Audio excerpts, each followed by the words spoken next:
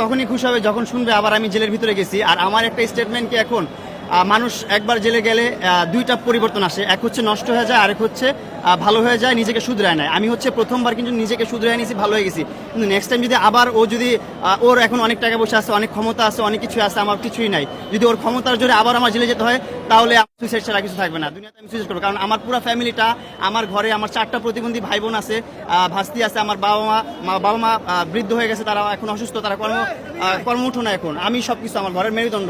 আমি যদি জেলের ভিতরে থাকি, তারা না খেয়ে মরবে, তো না, তারা না খেয়ে মরার আগে আমি নিজে মরে যাবো, এটাই আমার লাস্ট স্টেটমেন্ট। আমি তো ছোট্ট একটা মানুষ, এই বয়সে বাচ্চারা খেলাধুলা করে, কত কিছু করে, আমি আমার ফ্যামিলির হাল ধরছি। এই অবস্থায় হচ্ছে লেলা চাচ্ছে আমার ক্যারিয়ারটা একদম ধ্বংস হয়ে যাক, না হলে তো আর এই মামলাগুলো আর ঝুলে না। এই মামলাগুলো ও চাইলেই এনি টাইম কিন্তু উঠাই নিতে পারে, আমার এই হ্যারাসমেন্টটা থেকে মুক্তি দিতে পারে, কিন্তু ও দিচ্ছে না, ও চাচ্ছে না। ইভেন ও কিন্তু এখনও অনবরত আমাকে নিয়ে পোস্ট করতেছে, অনবরত আমাকে নিয়ে ভিডিও ছাড়তেছে, আমার যে পুরান ভিডিওগুলো আছে সব ভিডিওগুলো আপলোড করতেছে।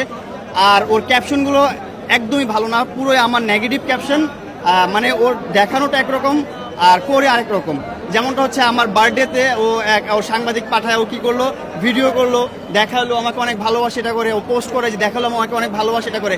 ভালোবাসার মানুষকে দিকে কখনো কষ্ট দিতে পারে না, এটা কখনো ভালোবাসার দিকে পড়ে না। এটা আমি মনে করি যে ও যখন দেখছে ওর স্বার্থটা হাসিল করতে পারতেছে না, তখন চিন্তা ভাবনা করতেছে যেটা আমি পাবো না ওটা কেউ পাবে না, সেটাকে কিছু করতে পারবে না, ওটা ধ্বংস করে দিতে চাই।